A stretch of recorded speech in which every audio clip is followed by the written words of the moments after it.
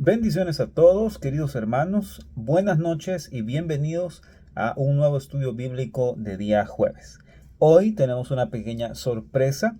En realidad hemos estado platicando y orando por esto y quisiéramos compartir con ustedes un mensaje de hace prácticamente 14 años. No lo dimos nosotros, lo dio el pastor Carlos en Vida Cristiana en Guatemala, pero creemos que es pertinente e importante que podamos oír esta lección respecto a cómo servimos a Dios. Algunos cometemos el error de pensar que solo podemos servir a Dios haciendo algo en la iglesia. La realidad es que podemos servir a Dios de muchas maneras y precisamente sobre eso trata este estudio, sobre cómo servimos a Dios a través de nuestra alabanza, a través de lo que damos, de lo que hacemos en nuestro día a día. Y consideramos que es necesario que escuchen este estudio y dispusimos de poderlo publicar aquí en el canal, precisamente con el fin de que podamos aprender de esa preciosa lección que el pastor compartió hace 14 años en la iglesia Vida Cristiana. Vamos a hacer igual que con los estudios anteriores, vamos a hacer una pequeña guía de preguntas y respuestas que pueden llenar de una sola vez. Vamos a dejar el enlace aquí abajo del video para que ustedes puedan de una vez, si quieren, ir contestando sus preguntas. E igual las personas que vayan contestando, vamos a ir guardando el registro de que están contestando cada guía que se está publicando, cada video.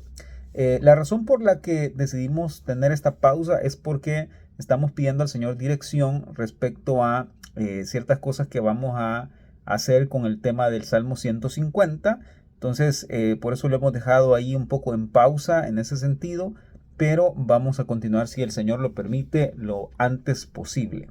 Así es que les pido disponer su corazón para aprender esta noche con el pastor Carlos. Vuelvo y repito, este es un mensaje de archivo de hace 14 años, más o menos, de la iglesia Vida Cristiana, pero es necesario que lo escuchemos.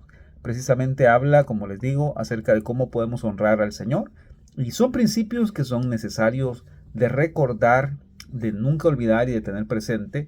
Y ustedes saben que cada cierto tiempo pues nos dedicamos a nuevamente reforzar o recordar estos principios que tienen que ver con honrar al Señor, incluso hasta con nuestro dinero. También habla de eso, así es que la guía está lista. Las preguntas han sido desarrolladas en base a toda la lección. Les invito a verla toda, a no perdérsela, a estar concentrados, a tomar sus notas, sus apuntes y pues poder responder de una vez. Salen de eso, del compromiso de las respuestas, y al mismo tiempo hacen su trabajo de meditar y aprender más. Así es que sin más ni más, oremos y se quedan con el estudio bíblico con el pastor Carlos Estal. Al finalizar el estudio, pues quedamos ahí pendientes nada más de que puedan subir sus respuestas. ¿De acuerdo? Que Dios los bendiga a todos y oramos y nos quedamos con el estudio. Padre nuestro que estás en los cielos, te damos gracias, Señor, por tu fidelidad, por tu amor, tu misericordia, Señor, por todo el tiempo estar ahí para nosotros, darnos la provisión del alimento espiritual, Señor, en tu palabra. Gracias te damos, Señor, por ser tan bueno, Señor, porque no somos dignos ni merecemos, Señor, ni siquiera poder meditar en tu palabra, recibirla, Señor. Gracias por nuestra Biblia. Gracias, Señor, por los principios de verdad que podemos aprender en estos medios, Señor. Gracias, Señor, una vez más por la vida del pastor Carlos Estal y la Iglesia Vida Cristiana, Señor, porque hay una fuente de información, una fuente de alimento, Señor, para todos nosotros a través de ellos en ese lugar. Te pido, Señor, que tú bendigas a cada hermano que está conectado esta noche. Te pido que tú los guardes, que tú nos enseñes y nos ayudes a entender cada vez mejor estos principios espirituales en tu palabra. En el nombre de Jesús, pongo en tus manos la vida de mis hermanos y todo lo que vamos a aprender esta noche. Precioso Jesús, te agradecemos y ponemos en tus manos todo lo que vamos a recibir esta noche. En el nombre de Jesús, amén y amén. Bueno, hermanos, se quedan con el mensaje y aquí seguimos pendientes de los que están conectados y de sus respuestas cuando las envían. Bendiciones a todos, buenas noches. Bienvenidos. Una buena parte de la lección se la voy a dedicar a ellos. ¿Para qué son mis parientes? Pero estamos estudiando el libro de Romanos, por supuesto, y el libro de Romanos es tan rico que estamos estacionados en un versículo desde hace como 3 meses, básicamente. Pero quiero regresar, esto lo podemos volver a escribir, pero déjenme llevármelos al principio para que todos sepan qué estamos haciendo y de dónde venimos. Esta es la lección, pero borremos aquí. Dios, desde el principio, ha estado en el negocio de darse a conocer al hombre, ¿verdad? Si nos vamos al libro de Apocalipsis,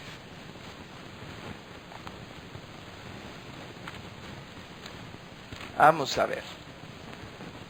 Apocalipsis capítulo 4, versículo 11.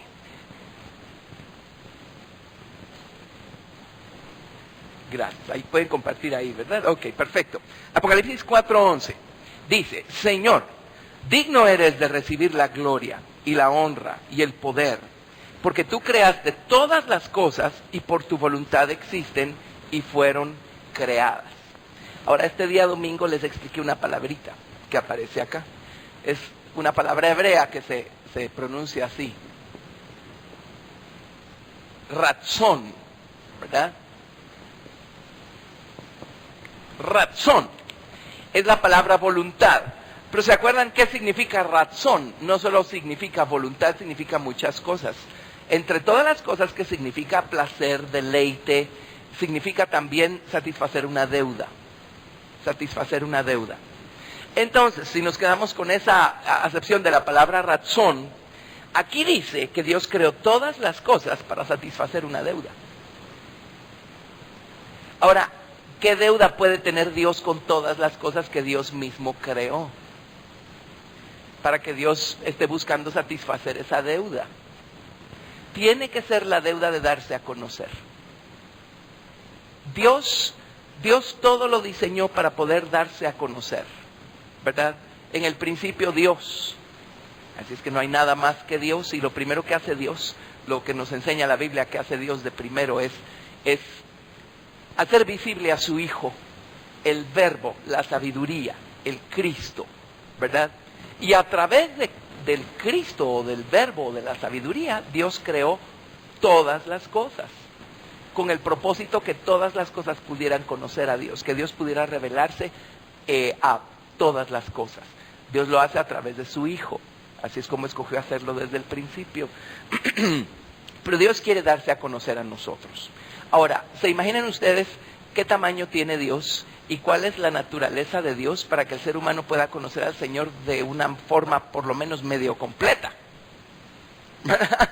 Siendo Dios quien es y siendo el hombre quien es. Entonces, Dios en su infinita misericordia trazó un camino para que si el hombre lo recorre, con cada paso que el hombre dé, el hombre va a poder crecer en el conocimiento de Dios, en el conocimiento de su naturaleza, de su carácter, de su nombre. Partamos de algo. Dios es una persona. Él no es una idea, no es un concepto, no es una religión, no es una buena idea que alguien tuvo, no es una filosofía. Dios es una persona, es una personalidad. Dios no es hombre, así es que Dios es espíritu, pero Dios es Dios. Amén. Y a Dios se le puede conocer. Si estudiamos los atributos de Dios en la Biblia, vamos a encontrar que Dios tiene sentimientos, tiene emociones. Amén. Por supuesto que sí. A Dios podemos entristecerlo, dice la Biblia. A Dios podemos alegrarlo, ¿verdad? Y Dios nos hizo a su imagen y semejanza. Si Dios no existiera, no estaríamos nosotros aquí hoy. Y Dios le dio a los seres humanos unas cualidades o unas capacidades que obviamente no vienen del mono, ¿verdad? Así es que Dios quiere darse a conocer a nosotros. Y esa es la razón por la que Dios no solo, manifestó a su Hijo allá atrás, en su debido momento, el Verbo o el Hijo de Dios, la sabiduría de Dios o el Cristo se encarnó. Y hace 2000 años vino a esta tierra en la persona de Jesús, ¿verdad? Así es que Dios, en su afán de darse a conocer al hombre, y Jesús murió, y Jesús resucitó. Jesús fue hecho omnipresente después de que resucitó. Así es que Él puede estar en todos lados al mismo tiempo. Muy bien puede estar en nuestro corazón cuando le decimos: Señor Jesús, ven a mi corazón y sálvame. Y el primer contacto Dios se va a dar a conocer al hombre de muchas maneras. Y en Romanos capítulo 1 vimos nosotros, y ahí nos detuvimos bastante, porque esos son unos versículos fascinantes. aquí en la palabra, pero en Romanos capítulo 1, versículo 20. Leamos desde el 19. Romanos 1, versículo 19 y 20 dice: porque lo que de Dios se conoce les es manifiesto, pues Dios se lo manifestó. Porque las cosas invisibles de Él, su eterno poder y deidad, se hacen claramente visibles desde la creación del mundo, siendo entendidas por medio de las cosas hechas, de modo que no tienen excusa. Lo que está diciendo esto en otras palabras es que Dios se da a conocer a través de toda su creación. A través de todas las cosas que Dios ha hecho, Dios puede dar a conocer alguna faceta de su naturaleza. ¿Sí? Así es que todo salió de Dios. Por lo tanto, hay algo que todo lo que Dios hizo puede revelar de la naturaleza de Dios, del carácter de Dios. Nos podemos ir a los procesos que se dan en la naturaleza todos los días, que nosotros tomamos tan por sentados, ¿verdad? La conducta de las cosas, la naturaleza de las cosas. Todo tiene una lección que darnos. De hecho, en el libro de Proverbios, el sabio Salomón dice que si queremos encontrar la sabiduría, podemos irnos a las plazas y a las calles y a las encrucijadas de los caminos. Dice, allí la sabiduría está llamando a voces y está diciendo, vengan simples y les voy a enseñar sabiduría. Queremos conocer a Dios, queremos adquirir un poco de sabiduría, solo tenemos que abrir un poquito los ojos y ver el mundo que nos rodea. Y si somos honestos, vamos a ver a Dios detrás, gobernando detrás de toda esa perfección, o toda esa perfección reflejando la perfección del Creador que está detrás. ¿De acuerdo? Ahora, eso es muy en términos generales, pero ningún ser humano va a llegar delante de Dios con la excusa de no supe ni por dónde empezar. Porque todo lo que Dios ha hecho, lo ha hecho para reflejarlo a Él de alguna manera, para que nosotros podamos conocerlo, ¿verdad? Esto es en términos generales. Pero ya en términos particulares, ¿dónde comienzo yo a conocer a Dios? Acuérdense que conocer a Dios no es saber acerca de Dios. Saber acerca de Dios no es conocerlo, ¿sí? Yo sé que existe el presidente de los Estados Unidos, pero no lo conozco, ¿de acuerdo? Así es que no me sirve de mucho saber que existe. Igualmente con Dios. Saber que existe, francamente, no nos sirve de mucho hasta que no pasa algo que nos hace genuinamente empezar a conocerlo de manera personal. Lamentablemente la gente le llama Dios a la religión y tienen relación con una religión y a eso le llaman tener relación con Dios. ¿Sí? O le llaman dioses a otras cosas porque, Dios mío, podemos hacer una lista de las cosas a las que la gente les llama a Dios, ¿verdad? O endiosan a alguna persona y tienen relación con esa persona y ya creen que con eso tienen relación con Dios. O tienen relación con un ministro, pues un ministro religioso. Y dicen, ya tengo relación con Dios. No, Señor. O conocemos a Dios o no lo conocemos.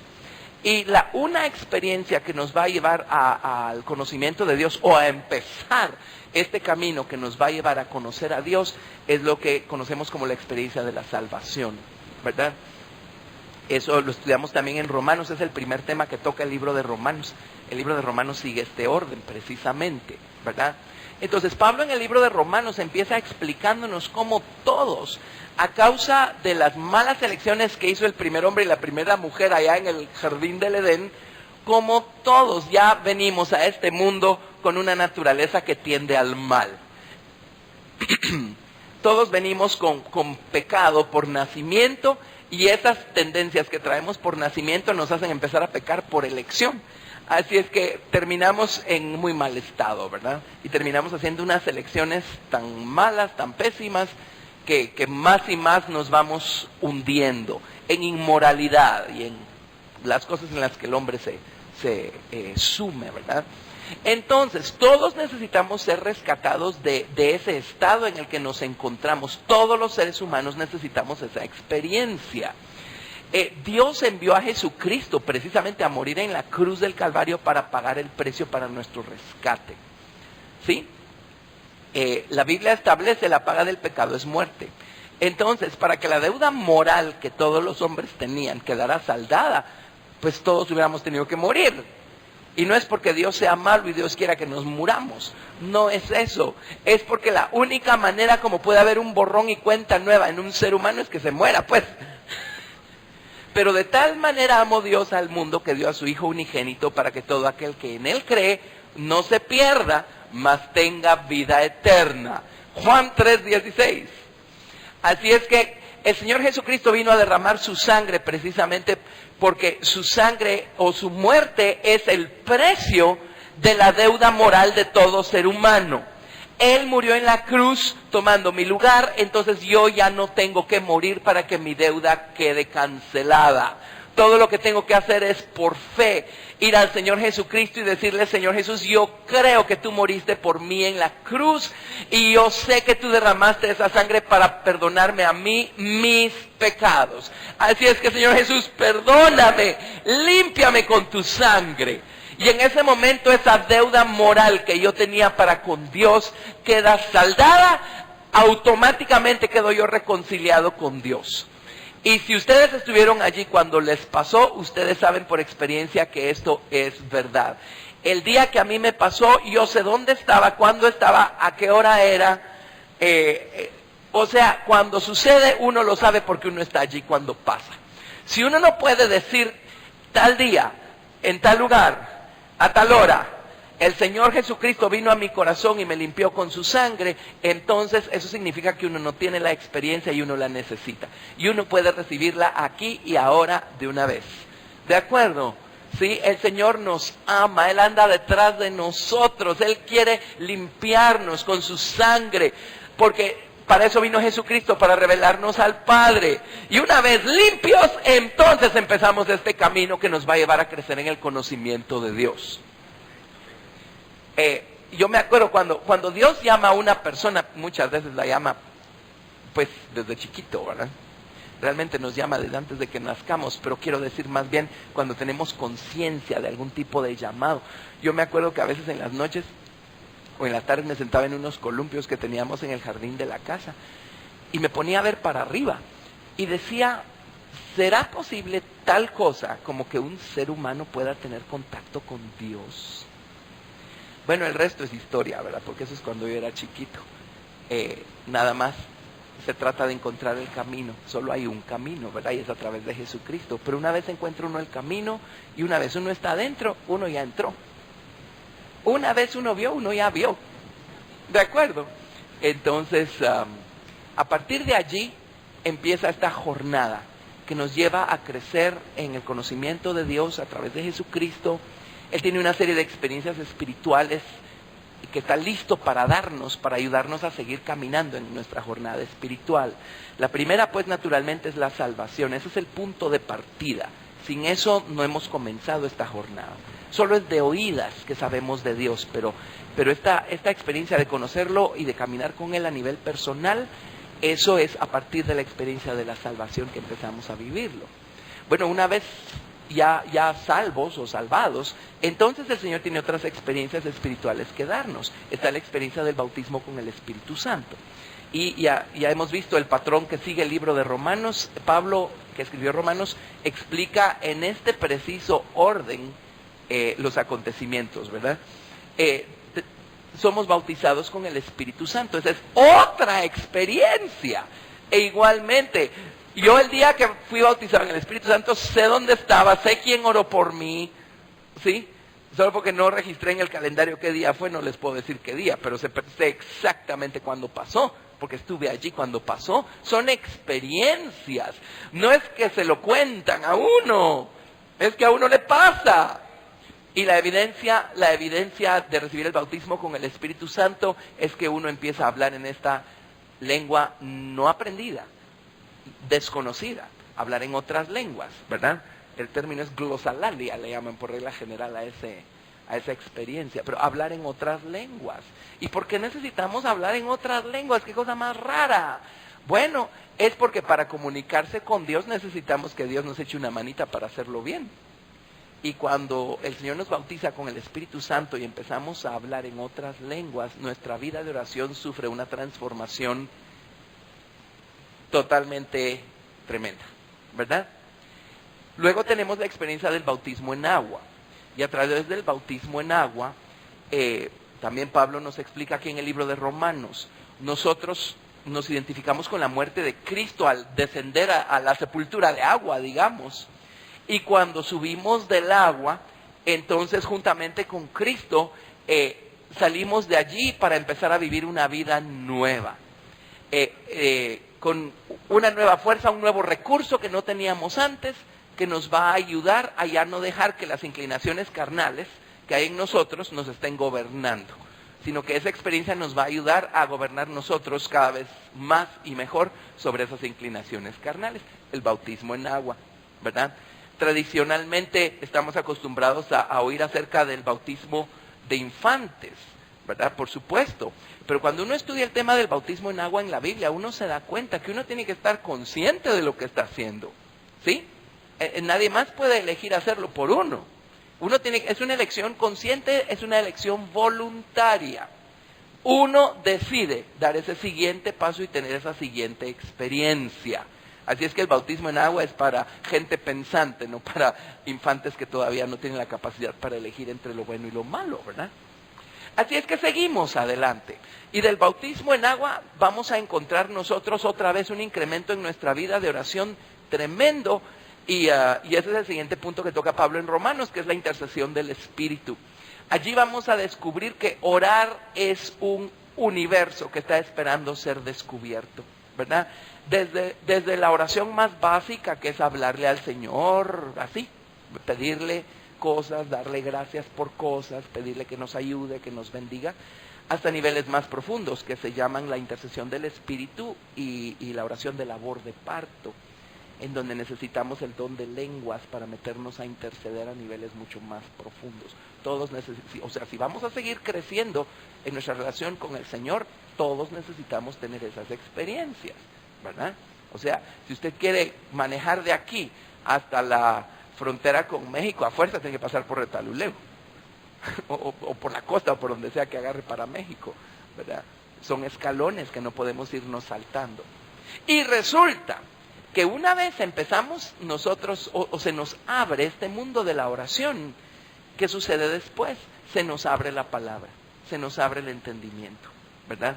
En aquel diagrama o aquel patrón que tenemos allá que representa los muebles de un santuario que edificaron en el Antiguo Testamento los israelitas, vemos estas experiencias tipificadas en cada uno de esos muebles con toda claridad, pero el altar de oro de la oración que está aquí, a la altura del corazón del Señor Jesucristo, y la luz de la palabra y el pan de la palabra, Dios los colocó en el mismo lugar.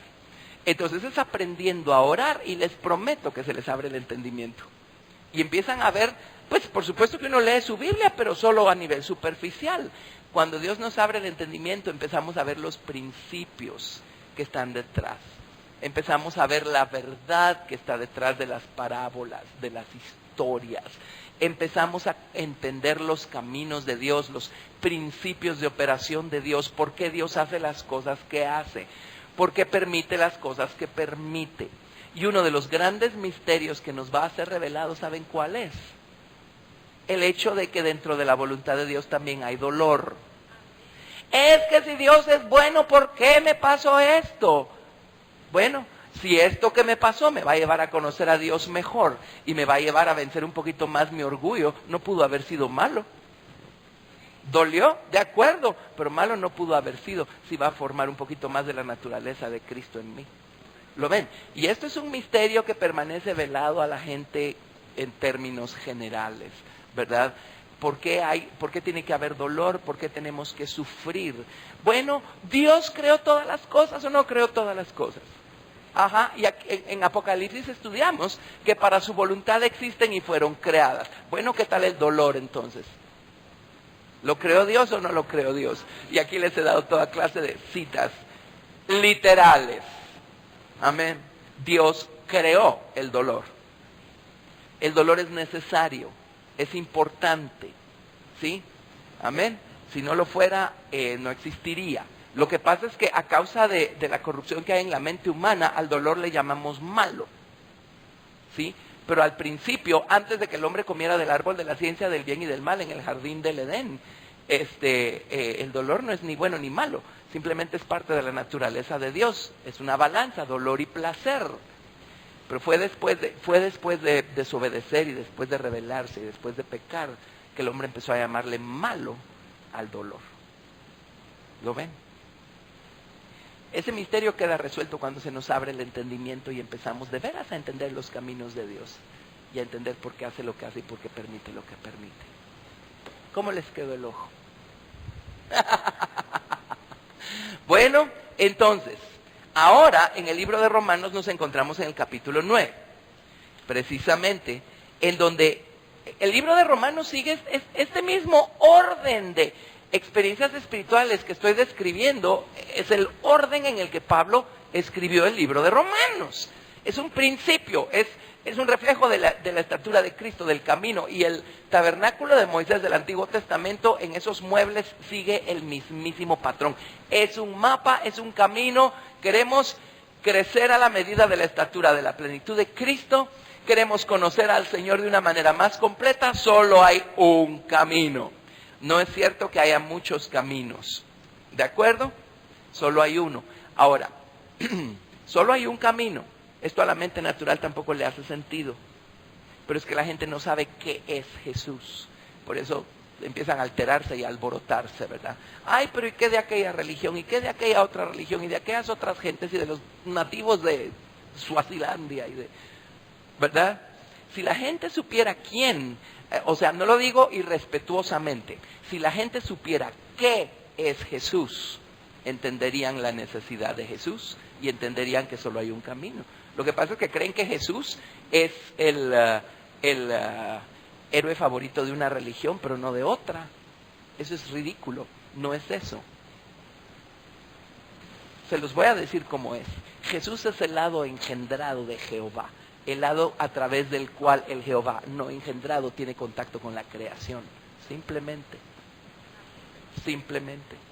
¿De acuerdo? Sí, una vez alguien me contó que le hicieron una entrevista a alguien, a un pastor de Estados Unidos, y por supuesto era una estación secular, y la pregunta, ¿verdad? ¿Y usted nos va a decir que solo a través de Jesús la gente puede ser salva y puede conocer a Dios?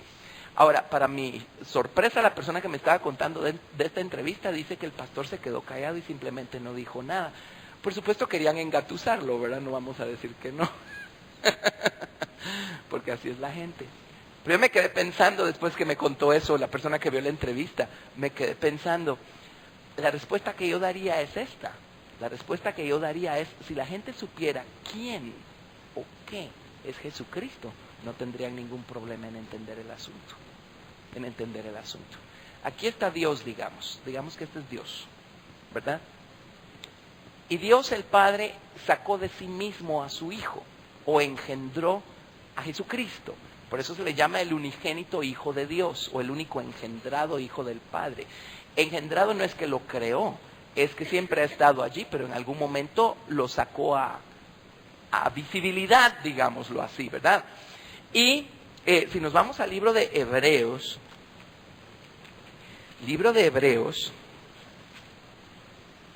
capítulo 1, versículos del 1 al 3. Leemos lo siguiente, Hebreos 1, del 1 al 3. Dice, Dios, habiendo hablado muchas veces y de muchas maneras en otro tiempo a los padres por los profetas, en estos postreros días nos ha hablado por el Hijo, a quien constituyó heredero de todo y por quien asimismo hizo el universo. Nosotros creemos que el Hijo de Dios es solo el lado humano que nació de la Virgen María hace 2000 años. El Hijo de Dios es eterno, es el Verbo, el Cristo, la sabiduría de Dios. Siempre ha estado allí. Hace 2000 años Dios a través de María le proporcionó de un cuerpo físico para que Él pudiera venir a este mundo. Pero el Hijo de Dios no empezó a existir hace 2000 años, es eterno. Es eterno.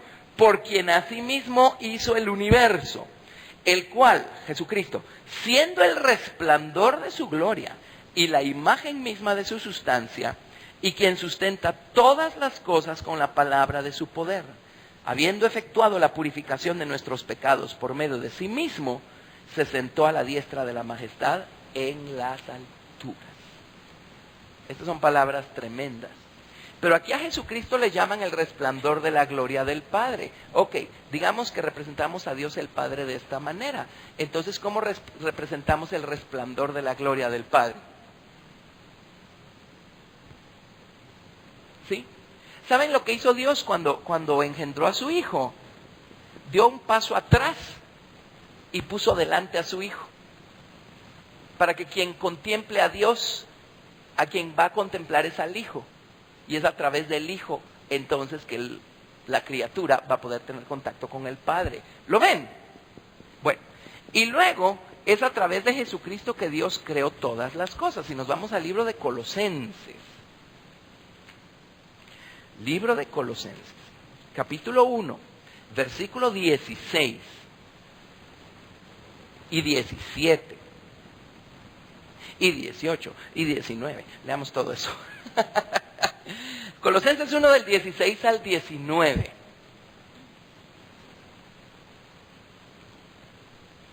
Dice, porque en Él, está hablando de Jesucristo en el contexto, en Él fueron creadas todas las cosas, las que hay en los cielos, las que hay en la tierra, visibles e invisibles, sean tronos, sean dominios, sean principados, sean potestades, todo fue creado por medio de Él y para Él. Y Él es antes de todas las cosas. Y todas las cosas en Él subsisten. La Biblia King James dice, y todas las cosas por medio de Él consisten. Y Él es la cabeza del cuerpo, que es la iglesia. Él que es el principio, el primogénito de entre los muertos, para que en todo tenga la preeminencia. Por cuanto agradó al Padre que en Él habitase toda plenitud, sigamos. Y por medio de Él reconciliar consigo todas las cosas, así las que están en la tierra como las que están en los cielos, haciendo la paz mediante la sangre de su cruz. Y a vosotros también, que erais en otro tiempo extraños y enemigos en vuestra mente, haciendo malas obras, ahora os ha reconciliado en su cuerpo de carne, por medio de la muerte, para presentaros santos y sin mancha e irreprensibles delante de Él, si en verdad permanecéis fundados y firmes en la fe, y sin moveros de la esperanza del evangelio que habéis oído, el cual se predica en toda la creación que está debajo del cielo, del cual yo, Pablo, fui hecho ministro. Tremendo.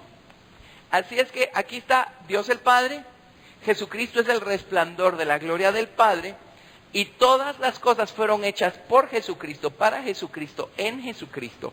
Es en Él, Él es el que hace que, es de Él que todas las cosas subsisten, o es por Él que todas las cosas consisten. Esa es toda una lección allí. Pero si todo salió de Jesucristo, entonces aquí estamos ustedes y yo, ¿verdad? Quiere decir nuevamente que es a través de Jesucristo que la creación va a tener contacto con el Padre. Por eso Jesucristo dijo, yo soy el camino, la verdad y la vida. Nadie viene al Padre sino por mí. Entonces nuevamente, Él no estaba inventándose una religión nueva y poniéndose Él de caudillo. No, estamos hablando de cosas que vienen desde la eternidad, desde antes de la creación de todas las cosas. Desde antes de la creación de todas las cosas, entre el Padre y la criatura está el Hijo de Dios. El Padre se llama Jehová, Él es, a Él nadie lo engendró, Él es el Jehová engendrado, el Hijo fue engendrado por el Padre, Él se llama Jehová también. Jesús es Jehová en hebreo.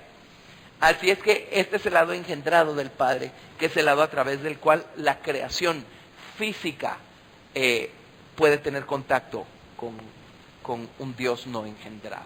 ¿Lo ven? ¿Sí? Bueno, perfecto. Entonces, vamos a ver. No sé por qué les dije todo eso, pero de todos modos está bueno repasar todo esto. Vámonos a Romanos, y vamos a Romanos capítulo 9. Romanos 9. Pero ven entonces de qué se trata. Cuando Jesucristo llega a la vida de uno apenas empieza a descubrir todo un mundo. Una de las primeras cosas que uno descubre es que uno no fue diseñado por Dios para caminar solito. El ser humano sin Dios es El peligro más grande que podemos tener, tratar de caminar uno sin Dios, es irse a despeñar, irse a estrellar. Y después lo más chistoso es que uno no camina con Dios, uno no considera a Dios en ninguno de sus caminos. Pero cuando a uno le va mal por sus malas elecciones, Dios tiene la culpa. Sí, ¿verdad que sí? Porque uno no conoce al Señor. Pero qué emocionante es poder conocer a Dios, ¿sí? Quien no entiende de esto, pues dirá, ay, qué arrogancia, ¿verdad? Decir que conocen a Dios. Me acuerdo una vez estaba en la universidad y créanme, yo estaba en mi trabajo y yo supe, Dios me dijo que no iba a haber clase ese día y por lo tanto no tenía yo por qué salir corriendo y ya saben ustedes los afanes de la universidad. Bueno, llego a la universidad, efectivamente no hubo clase, no llegó el catedrático. Y había un amigo por allí y estaban comentando que no hubo clase, no hubiéramos venido.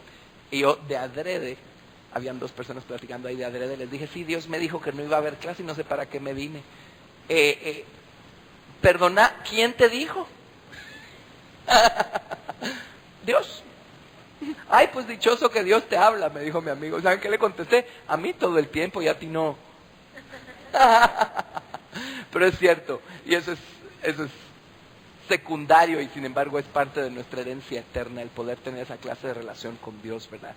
Si Dios nos habla para cosas que no son ni siquiera importantes, ¿cómo nos va a hablar? ¿Cómo no nos va a hablar para darnos dirección en cosas que son eternamente importantes? Y darnos dirección y decirnos por dónde sí movernos, por dónde no movernos. ¿De acuerdo? Bueno, tenemos su Espíritu Santo a través del cual Dios nos habla y tenemos su palabra a través de la cual Dios nos habla. Si sumamos las dos cosas vamos a tener la información completa. El candelero, allá lo ven en lo que es la mano derecha del Señor Jesucristo, pero ese candelero representa la palabra de Dios. El Salmo 119, 105 dice, lámpara es a mis pies tu palabra y lumbrera a mi camino. De hecho, ese candelero tenía, les voy a decir cómo estaba el candelero. Estamos haciendo un repaso, pero necesitamos hacerlo. De todos modos estamos en el candelero, en el libro de Romanos. Pero ese candelero tenía una caña central, tenía 6 brazos, aquí tenía la base, y la caña central tenía 12 adornos. Una almendra, una manzana, una flor, una almendra, una manzana, una flor, una almendra, una manzana, una flor, una almendra, una manzana, una flor. Y cada brazo tenía 9 adornos. Una almendra, una manzana, una flor, una almendra, una manzana, una flor, una almendra, una manzana, una flor. Y así sucesivamente. Así es que la caña central tenía 12 y cada brazo tenía 9 adornos. ¿Cuánto suma eso? 18 más 12 más 18 suma 66. ¿Saben cuántos libros tiene la Biblia? 66. Y no había sido escrito un solo libro antes de que Dios le diera a Moisés el diseño del candelero y le dijera a Moisés, tienes que batirlo de una pieza de oro sólido y hacerle 66 adornos. Almendras de sabiduría, manzanas de entendimiento y flores de conocimiento. ¿De acuerdo? Bueno, ahí tenemos el candelero. Sobre estos brazos habían lamparitas. Y a esas lamparitas les echaban aceite. Y naturalmente las encendían y entonces daban su lumbre, ¿verdad? O su luz, o su fuego.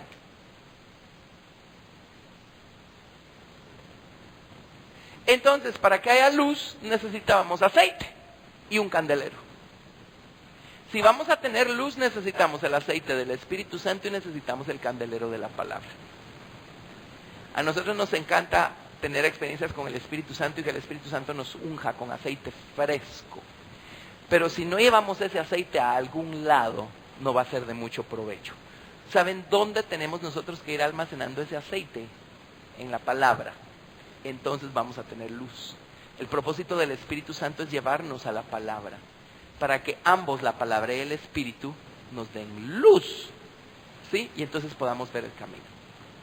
Dios al pueblo de Israel en el Antiguo Testamento les dio una luz, una lámpara gigantesca, Dios, es lo que estamos estudiando en Romanos 9.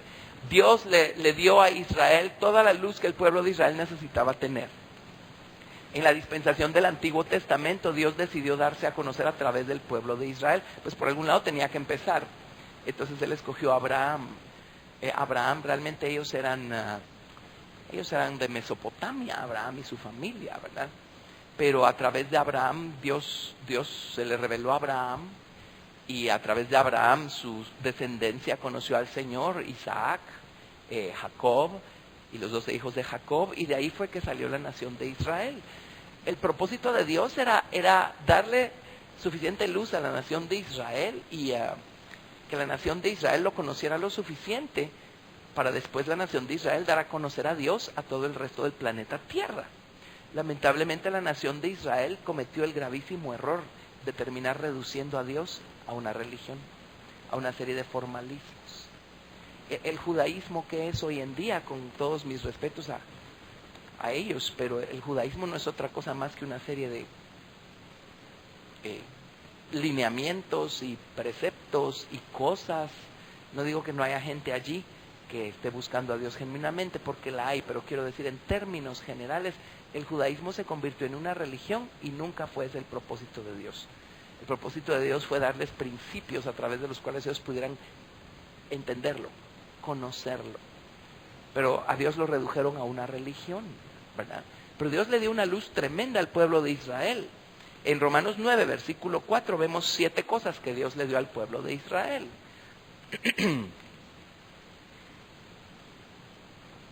Romanos 9:4 dice que son israelitas, de los cuales son la adopción, la gloria, el pacto, la promulgación de la ley, el culto, las promesas de quienes son los patriarcas. Ahí están las 7 cosas. Y luego dice, y de los cuales según la carne vino Cristo. Jesucristo era judío, ¿verdad? Dios le dio estas 7 cosas al pueblo de Israel. Les dio una lámpara encendida. Ya hemos estudiado varias de las primeras. Ya estudiamos adopción. ¿Qué significa que Dios nos adopte como hijos? Dios adoptó a la descendencia de Abraham por hijo en la dispensación del Antiguo Testamento. Hoy a través de Jesucristo somos adoptados como hijos de Dios nosotros. Cuando somos adoptados hijos de Dios, automáticamente el poder y el respaldo de su nombre pasa a ser nuestro. La autoridad de usar su nombre, de movernos en su nombre. Automáticamente pasamos a ser herederos de todo lo que le pertenece al Padre. Pasamos a disfrutar de todos nuestros derechos como hijos. ¿De acuerdo? La adopción. La gloria. Dios le reveló su gloria al pueblo de Israel. Ya les expliqué que la gloria de Dios realmente es su nombre. Eso es su gloria. Y Dios le reveló su nombre a la nación de Israel. Nombre es naturaleza, carácter, autoridad. Nombre denota lo que Dios es, lo que Dios hace. Y Dios le dio a ellos la revelación de quién es Dios.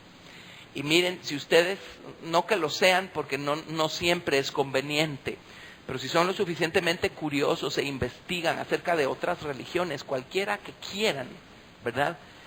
Siempre van a encontrar una mezcla de verdad y error, pero siempre en todas van a encontrar hilos. Y uno sabe de dónde salen cuando uno conoce su Biblia.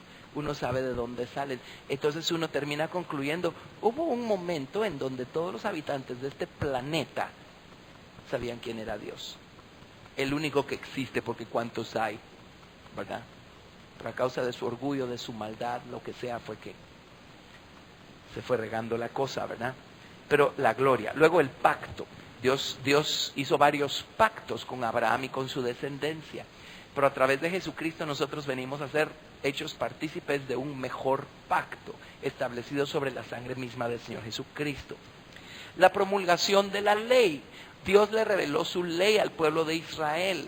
Y nuevamente, lastimosamente, la ley la redujeron a haz y no hagas.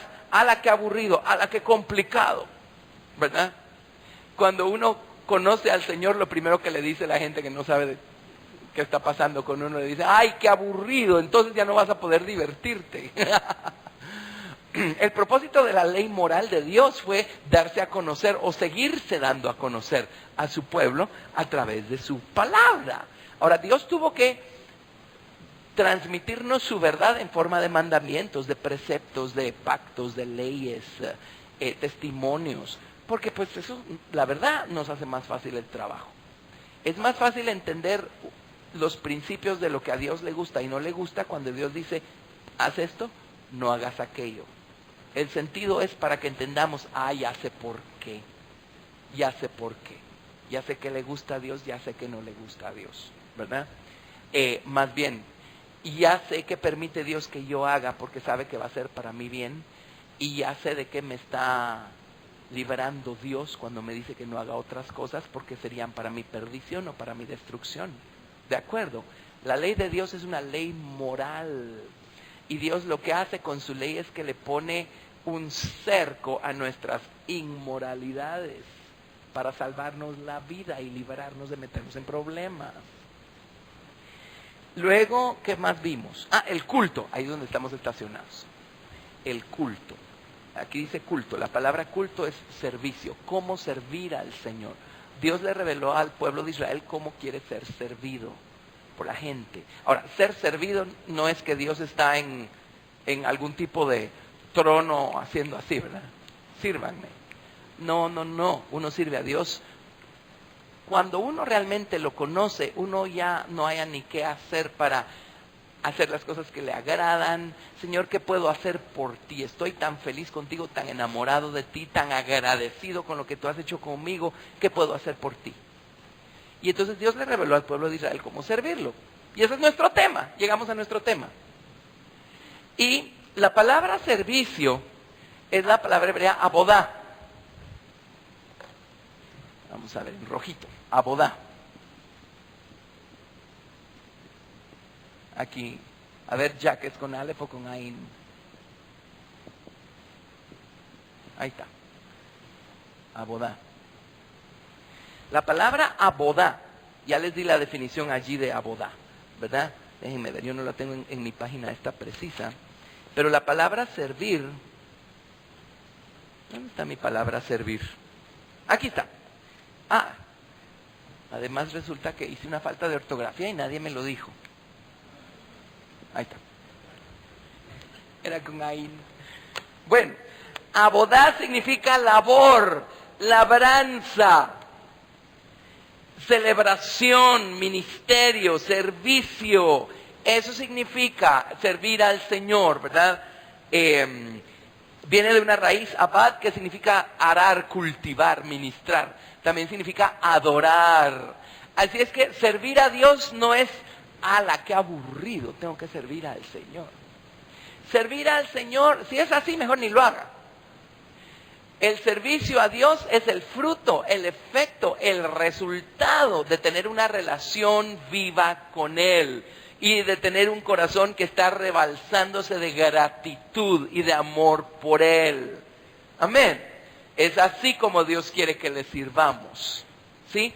Y esta palabra abodá yo la encontré conectada con 4 grandes mundos a través de los cuales podemos y debemos servir al Señor.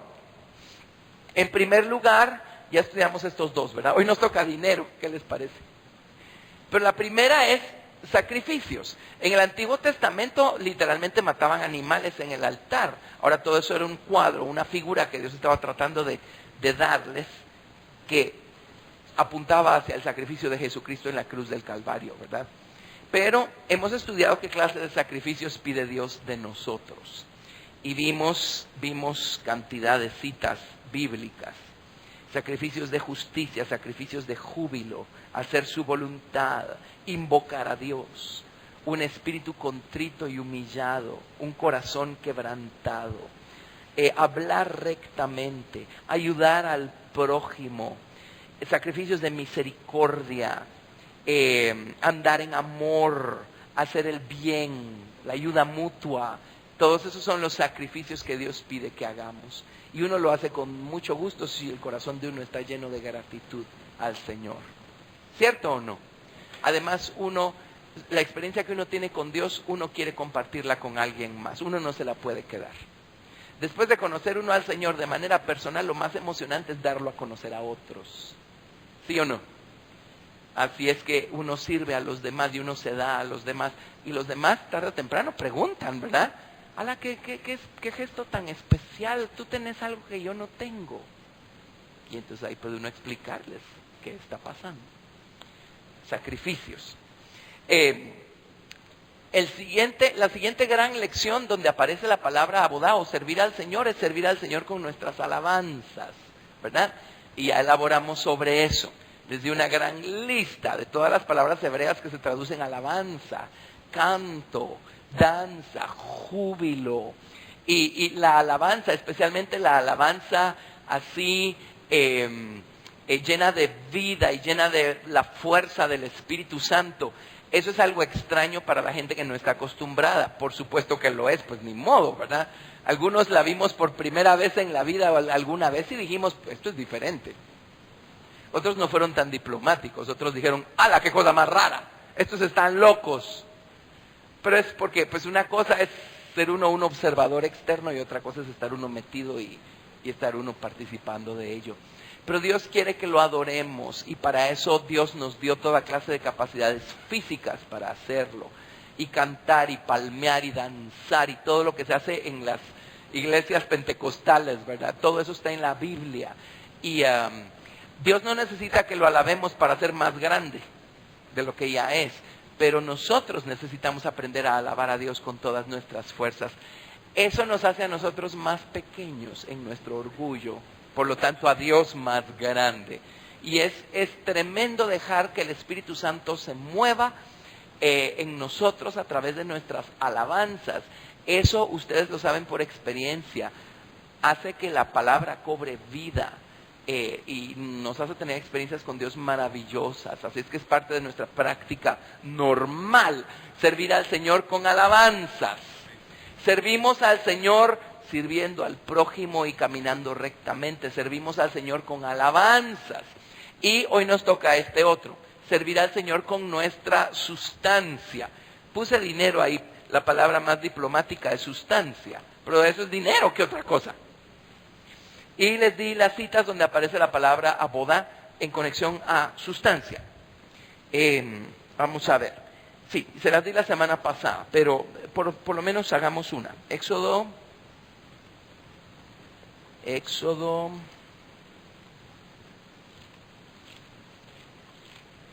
35, versículo 21.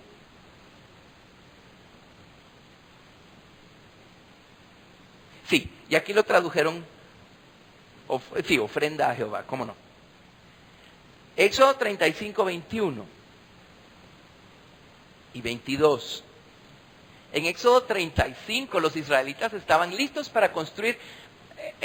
Ahí solo tenemos un diagrama donde están los muebles del tabernáculo y está representada la figura de Jesús para que entendamos que el tabernáculo representa a la persona de Jesucristo. Pero era una tienda, tenía estructura, tenía tablas de madera forradas de oro, tenía cubiertas, tenía cortinas, tenía un cerco alrededor, era un santuario.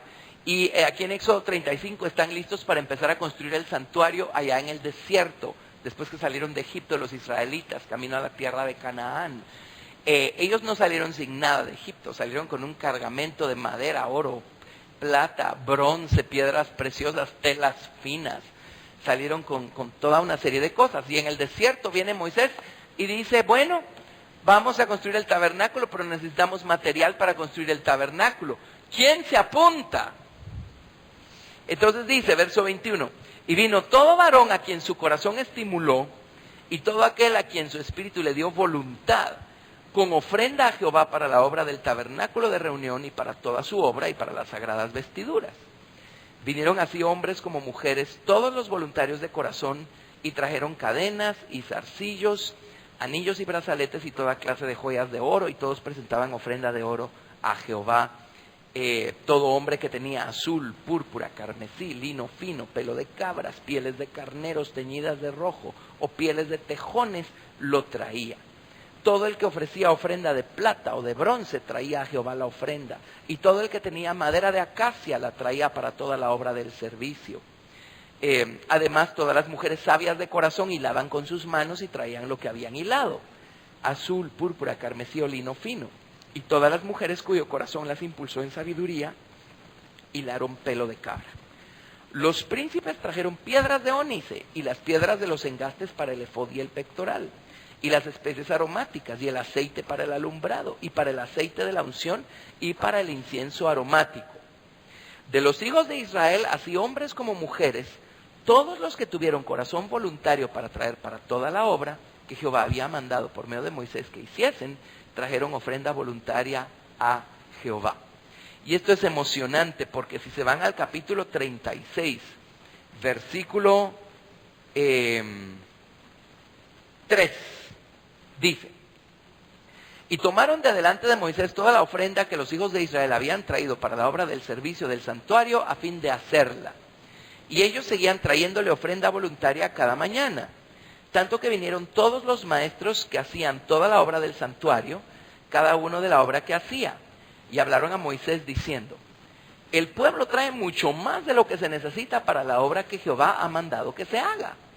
Entonces Moisés mandó pregonar por el campamento diciendo: ningún hombre ni mujer haga más para la ofrenda del santuario. Así se le impidió al pueblo ofrecer más, pues tenían material abundante para hacer toda la obra y sobraba. Miren qué emocionante. Yo no sé si les contamos esto, a lo mejor sí se los contamos, pero el año pasado estuvimos en construcción aquí, ¿verdad? Botamos, eso era parte de la casa de concreto y demolimos todo eso hace poquito y alquilamos el espacio de allá enfrente y tuvimos que construir oficinas y se imaginan el costo de todo eso. Y además compramos todas las sillas nuevas. Solo las sillas costaron el 50% de lo que costó todo lo que fue la construcción, ¿verdad? Bueno, pues ni modo, sabíamos que teníamos un presupuesto y trabajamos en base a eso y todo, y quitando las sillas es otro rubro, pero el año pasado, al final de año, cuando vimos los estados financieros de la iglesia, pues básicamente sabemos con cuánto contamos cada año, más o menos, ¿verdad? El año pasado, el costo de la demolición y la adaptación de esto y la construcción de las oficinas y todo eso, entró de más. Y cuando terminamos de pagar todas las cuentas, no teníamos menos que si no hubiéramos hecho la construcción el año pasado. O sea, yo no sé qué pasó, no sé cómo funcionó, pero Dios cubrió hasta el último centavo de todo lo que invertimos el año pasado. Lo que estoy diciendo es no tuvimos que desinvertir ahorros. Fue increíble, ¿sí? Lo que significa que era efectivamente la voluntad de Dios que hiciéramos lo que hicimos. Dios se encargó de pagarlo, ¿verdad? Así es Dios de bueno. Pero Dios pide que lo sirvamos con nuestra sustancia de estas 4 diferentes maneras, trayendo ofrendas, diezmos, primicias y limosnas.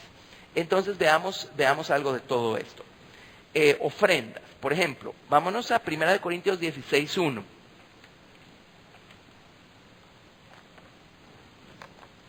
Primera de Corintios 16, versículo 1.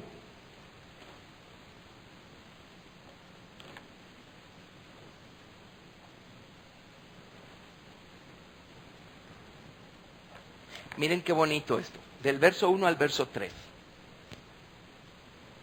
En cuanto a la ofrenda para los santos, haced vosotros también de la manera que ordené en las iglesias de Galacia. Cada primer día de la semana, cada uno de vosotros ponga aparte algo, según haya prosperado, guardándolo, para que cuando yo llegue no se recojan entonces ofrendas. Y cuando haya llegado, a quienes hubierais designado por carta, a estos enviaré para que lleven vuestro donativo a Jerusalén.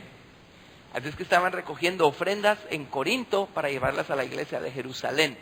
¿Qué son las ofrendas? Es dinero que damos nosotros de manera voluntaria. La cantidad según cada quien haya prosperado, ¿sí?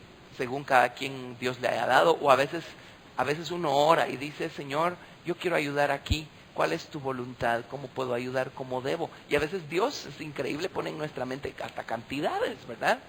¿Sí? Donde se ha abusado con esto es que yo sé, he oído, ¿verdad? De lo que no tiene. Tenga fe y de lo que no tiene. Y han metido en unos aprietos horrorosos a mucha gente, ¿verdad? Una vez nos vino alguien que dio su carro y se quedó a pie, pues. Sí. Aquí dice según haya prosperado. A veces Dios lo mueve a uno a hacer cosas excepcionales, no digo que no, por supuesto que sí, ¿verdad? Pero muchas de esas cosas excepcionales somos nosotros movidos por un arranque de adrenalina o por la emoción del momento o quién sabe, y no es realmente Dios el que nos ha movido a hacerlo. No, aquí dice claramente según haya prosperado. ¿Sí? Todos podemos dar ofrendas voluntarias. Por ejemplo, cuando pagamos las CIAs aquí pedimos ofrendas voluntarias y todavía son bienvenidas las ofrendas voluntarias, porque la verdad, compramos 400 sillas y con las ofrendas voluntarias cubrimos solo 60. Lo demás sí tuvo que salir de una desinversión que no hubiéramos querido hacer. ¿De acuerdo? Entonces, todos podemos hacer algo, todos podemos ayudar, todos debemos ayudar. Ayudar es una cosa preciosa, dar ofrendas, porque es una manera tangible, como estamos diciendo, gracias. ¿Sí? Aquí está mi granito de arena. Yo también estoy agradecido, también quiero ayudar. Gracias. Entonces uno da ofrendas voluntarias. ¿De acuerdo? Bueno, eso es bien sencillo, ¿no? Estos son temas muy básicos, pero es muy importante ponerlos en orden. Hay muchas más cosas, digamos, vamos a ver qué otra cosa interesante aquí. Filipenses 4:15.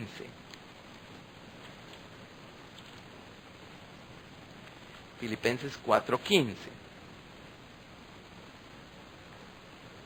Sí, esto ya lo vimos en, no me acuerdo qué contexto, pero lo acabamos de ver. Sí, todo lo puedo en Cristo que me fortalece. Sí. Y aquí los filipenses estaban mandándole a Pablo una ayuda voluntaria. Entonces viene Pablo y dice, qué bueno que se acordaron de mis necesidades. No es que necesite su dinero, porque pues la verdad es Dios el que suple, y si no suple por un lado va a suplir por otro lado. Pero dice Pablo en el verso 17, no es que busque dádivas, sino que busco fruto que abunde en vuestra cuenta. O sea, la gratitud se expresa, así como el amor se tiene que expresar de manera tangible, ¿sí? La gratitud podemos y debemos expresarla de manera tangible. Gratitud por la persona que nos está sirviendo el pan de la palabra. Gratitud por que tenemos un lugar cómodo, ¿verdad? A donde venir a sentarnos y comer bien. Así es que viene Pablo y dice, realmente lo que quería ver era el fruto. ¿Cuánto fruto de gratitud había en ustedes? Esas son las ofrendas. Ahora veamos los diezmos. No les estoy dando un estudio larguísimo de todo esto.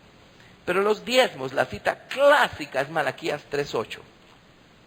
Malaquías capítulo 3, versículo 8. Nosotros practicamos el dar nuestros diezmos.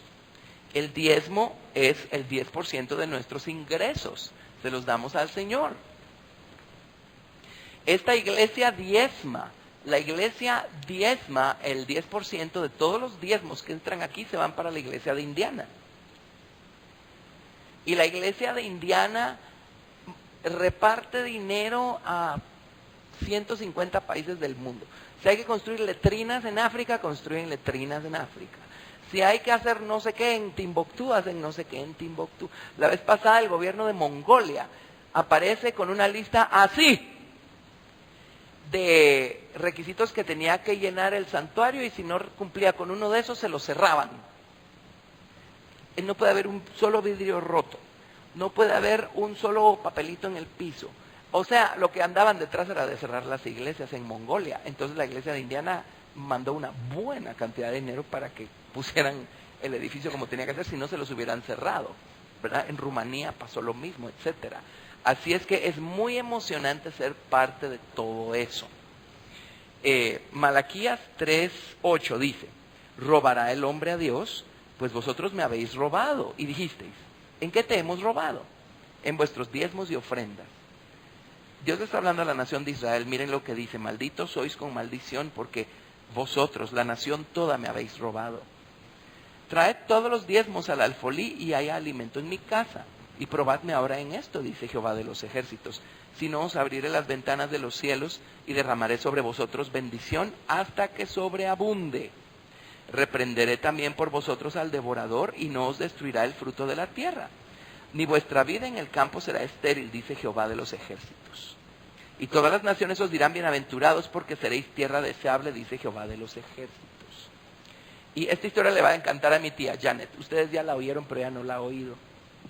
Pero cuando yo empecé a ir a una iglesia, ese fue el año que estaba yo en segundo año de la universidad. Y llevaba yo 6 meses de estar yendo a la iglesia. Y yo no sabía de dar diezmos porque era un tema que no habían tocado. Yo solo veía que la gente daba, pero tampoco me había preocupado por averiguar qué era lo que estaban dando, ¿verdad? Hasta que una vez tocaron el tema y enseñaron acerca de la bendición de diezmarle al Señor. Yo dije, yo quiero diezmar. Y además estaban en construcción en esa época, me acuerdo. Y necesitaban dinero pues para terminar de construir bien una ampliación que se estaba haciendo. Llegó un predicador y toda la cosa. Yo en esa época ganaba 100 quetzales al mes de dibujante.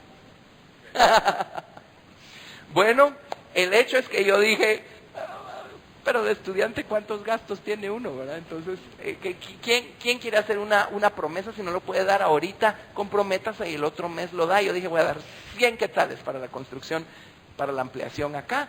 Y voy a empezar a diezmar a partir de este mes, era diciembre. Entonces, a partir de enero voy a empezar a diezmar 100 quetzales. Bueno, en esa época estábamos al 1 por 1, así es que eran $100. Bueno, fue diciendo, voy a empezar a diezmar cada mes, y yo ganaba 100 quetzales o $100. Y ese mes nos llega una carta de la tía Gladys. Que por favor que nos dieran cada mes $100 a mí y $100 a mi hermano mientras estuviéramos en la universidad. Miren, y era exactamente la cantidad que yo había ofrecido para lo de la construcción. Y era lo que yo ganaba, y yo dije, ese mes voy a empezar a diezmar, y miren por dónde nos bendijo el Señor en esa época, ¿verdad? Ahí fue donde yo empecé a darme cuenta cuán cierto es que Dios es el dueño de todo en nuestra vida. Por supuesto tenemos que descubrirlo, ¿verdad? Primero, pero uno cree que Dios no tiene nada que ver con su dinero y con sus finanzas, y es todo lo contrario. La semana pasada les expliqué cuán importante es el dinero que ganamos, porque representa fuerza, tiempo, intelecto, todo lo que invertimos nosotros en trabajo, horas de horas a la semana, horas de horas al mes. Eso también, si nuestra vida le pertenece a Dios, nuestro dinero también le tiene que pertenecer a Dios, ¿sí? Y Dios no nos está pidiendo darle todo el dinero, 10%. Y a mí el 10% de lo que yo le he dado a Dios desde hace 30 años, hermanos, me ha regresado multiplicado por quién sabe qué cuántos. Por eso viene en Malaquías y dice, probadme en esto, si no os abriré las ventanas de los cielos y no derramaré sobre vosotros bendición hasta que sobreabunde. ¿Sí? Si no están diezmando, empiecen a hacerlo y van a ver. Muchas veces uno piensa es que yo no me puedo dar el lujo de diezmar, porque termino, pero no me alcanza. Y saben que atrévanse a hacerlo al revés. Atrévanse a hacerlo al revés. Agarren su diezmo primero. El diezmo no es para mí, que conste. No es por eso que estoy hablando yo de esto. Sí, así no es así como funcionamos. Pero atrévanse a hacerlo al revés. Pongan su diezmo aparte. Denlo al Señor y van a ver si no les alcanza lo que les queda. Dios hace milagros, ¿verdad? Bueno, es el diezmo. Luego el número 3 son las primicias. Hay una cita que es una de mis favoritas, Proverbios 3:9. Cada uno de estos temas es una lección en sí misma. El principio espiritual, la razón de todo esto, ¿verdad? Pero Proverbios capítulo 3, versos 9 y 10, dice: honra a Jehová con tus bienes y con las primicias de todos tus frutos, y serán llenos tus graneros con abundancia y tus lagares rebosarán de mosto. ¿Qué más necesitamos saber? Ahora, ¿qué son las primicias?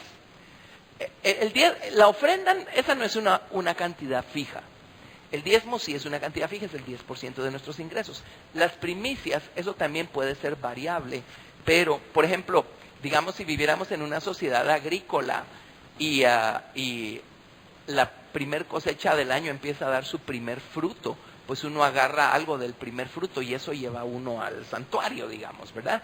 O si uno es ganadero y le nace el primer chivito, el chivito uno se lo lleva al Señor, es la primicia del año. Si uno recibe un salario, uno lo que puede hacer es que uno puede dar una cantidad, no todo el salario por supuesto, nos quedaríamos sin un centavo para pagar cuentas, no, pero otra cantidad que no sea el diezmo y hacerlo una vez al mes. Yo lo hago una vez al mes. Si tengo otros ingresos por otras actividades o por otras razones, entonces igual el primer ingreso del año de estos otros ingresos, según el caso, a veces se van enteritos. Tengo un voto con Dios, hay ciertos ingresos que cuando llegan el primero del año, sea lo que sea, se va entero. Y a veces se han ido unos ingresones. Pero Dios le da a uno por todos lados y uno está honrando a Dios con su sustancia. Miren, esto es bien emocionante. Entonces, si reciben un salario, pueden poner aparte el diezmo del diezmo, por ejemplo, y eso que sea su primicia. O si ganan por semana, hagan una divisioncita así, cuánto representa al día lo que ganaron. O si ganan por mes, divídanlo entre 30. Y eso les dice cuánto ganaron el primer día del mes. Eso le pueden dar al Señor. O si ganan por día, divídanlo entre 8 y a ver cuánto ganó la primera hora y denle lo de la primera hora al Señor. Ahí puede ser hay muchas maneras de hacerlo, pero háganlo y van a ver cómo los va a ayudar el Señor. Esas son las primicias, ¿está claro? Y el último son las limosnas. Esta es una lección bien grande también. Pero resulta que la palabra limosna, vamos a ver. Limosna literalmente significa ayudas a la gente que tiene necesidad. Eso es todo. Pero ustedes ven, por ejemplo, la historia aquí en Mateo 6, capítulo 2.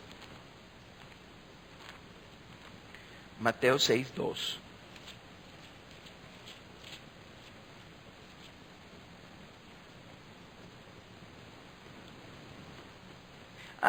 ¿Saben qué?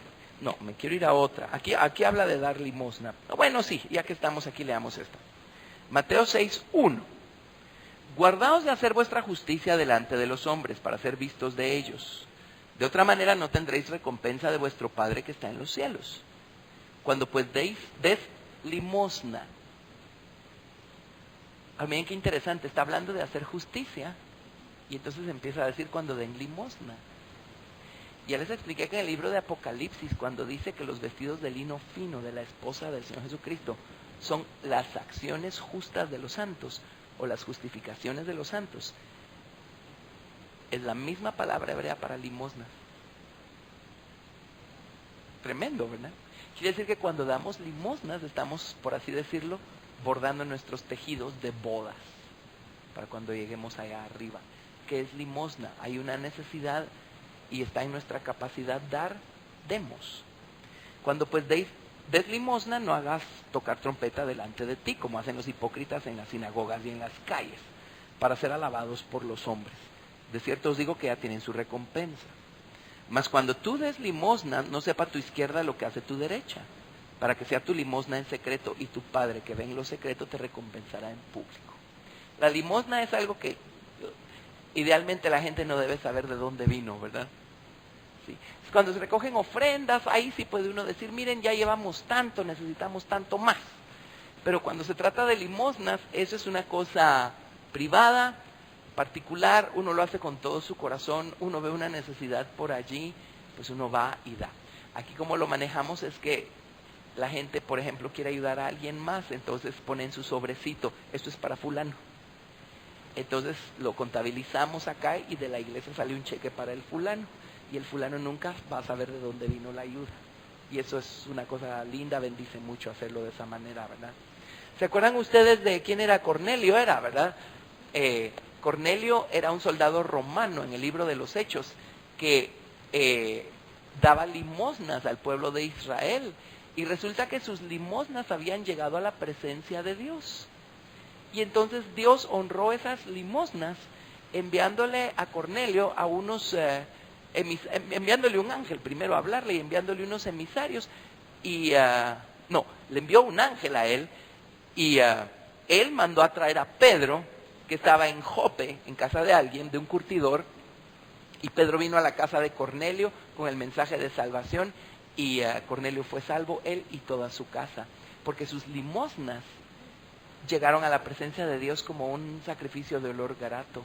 ¿Qué les parece? Él no hacía bulla, no hacía alarde de sus limosnas, nadie lo vio, pero Dios sí lo vio y Dios tomó nota.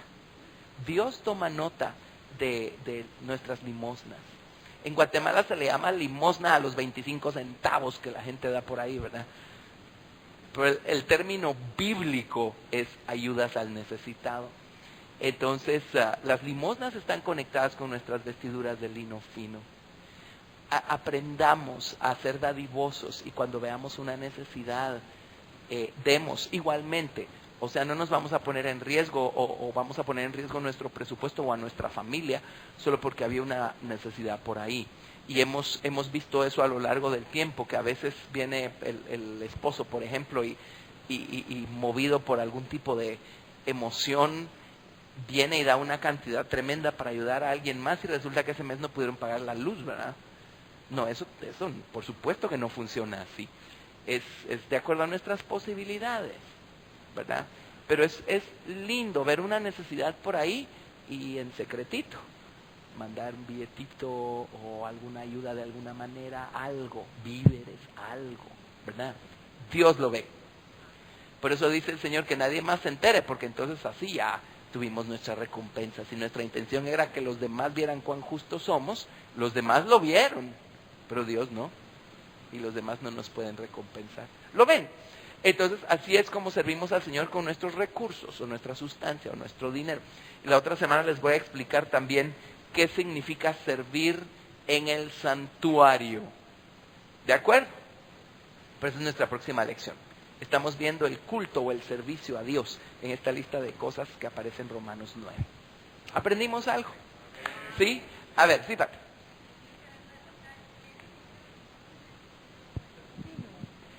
La palabra limosnas y la palabra acciones justas es la misma palabra hebrea. Es la misma palabra hebrea. Y lo vimos en Mateo. Dice que hagamos justicias y luego empieza a hablar de limosnas. Es la misma palabra hebrea. Nuestras acciones justas y limosnas, ¿verdad? Sí. Así es que ustedes no pidan permiso si pueden ayudar a alguien que tenga necesidad o algo así. Háganlo. Y van a ver, Dios lo ve, Dios toma nota. Y uno nunca sabe, al rato va a ser uno el que tenga una necesidad. Y adivinen qué, ahí va a estar la provisión, ¿verdad? Sí, es emocionante, este mundo es emocionante, el aprender a desprenderse uno de su dinero y honrar a Dios uno con su dinero y ver cómo Dios de vuelta se ocupa de pagarle a uno su cuenta de la luz y del agua y del teléfono y de todo eso. Es emocionante ser desprendidos. Dios quiere que seamos desprendidos, ¿sí? Que hayan abusos no quiere decir que no practiquemos lo que Dios establece en la Biblia. Porque hay abusos, lamentablemente, pero eso será problema de alguien más, ¿verdad? Bueno, suficiente. Si aprendimos algo, vamos a ponernos en pie y vamos a darle gracias a Dios.